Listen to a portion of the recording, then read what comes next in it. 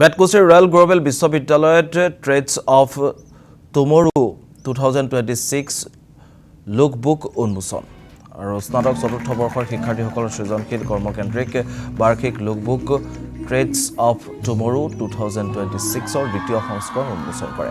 লগতে বিশ্ববিদ্যালয়খনত the design এটলিয়ে নামৰ এটা নতুন ফেশ্বন ষ্টুডিঅ' উদ্বোধন কৰা হয়। নতুন ফেশ্বন ষ্টুডিঅ'টোত শ্বিলঙৰ খ্যাতনামা ফেশ্বন ডিজাইনাৰ তথা উদ্যোগপতি ডেনিয়েল চিএমে উদ্বোধন কৰে। মুখ্য অতিথি হিচাপে উপস্থিত থাকে অসম চৰকাৰ তথ্য প্ৰযুক্তি বিভাগৰ সচিব অশ্বিনী কুমাৰ।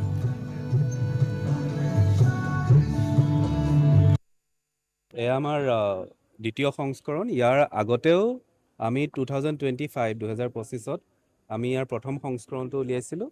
2026ত এয়া হৈছে দ্বিতীয় সংস্কৰণ আৰু ইয়াত মূলভাৱে আমাৰ যোনখিনি 14গৰাকী ডিজাইনাৰ যিসকল গ্ৰেজুৱেট হৈছে এবাৰ তেওঁলোকে কোৰ্চটো কমপ্লিট কৰিছে, তেওঁলোকৰ যোনখিনি ক্ৰিয়েটিভ কাম যোনখিনি হয় তাৰ ওপৰত বেছ কৰিয়ে আমি সেই 14জন ডিজাইনাৰৰ 70যোৰ পোচাক আমি এখন কিতাপৰ ৰূপে প্ৰকাশ কৰিছোঁ, য'ত তেওঁলোকে যোনখিনি পৰম্পৰাগত কলা যোনখিনি তেওঁলোকে গোটেই শিকিলে, প্লাছ যোনখিনি তেওঁলোকে ফেশ্বনৰ যোনখিনি তেওঁলোকে টেকনিকেল বস্তু শিকিলে, সেই নলেজখিনিৰে তেখেতসকলে মানে নতুন এটা কালেকশ্যন উলিয়াইছে আৰু সেইটো আমাৰ ফেশ্বনৰ ভাষাত আমি কওঁ এভান্ট বুলি কওঁ, এভান্ট গাৰ্ড বুলি কওঁ, যোনখিনি মানে বহুত মানে আপোনাৰ ধৰি লওক এজন পেইণ্টাৰ বা এজন ডিজাইনাৰ যোনটো মাষ্টাৰ পিচ হয় সেইটো তেনেকুৱা ধৰণৰ।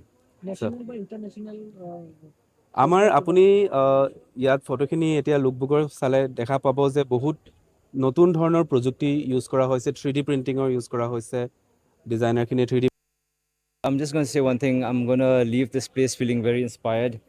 You know, after going through the lookbook and seeing the fashion show, I feel like the students here are like, they've done such an excellent job, and you can make out when of the university, and I can feel the inspired. Thank you so much. এয়া আমাৰ দ্বিতীয় সংস্কৰণ।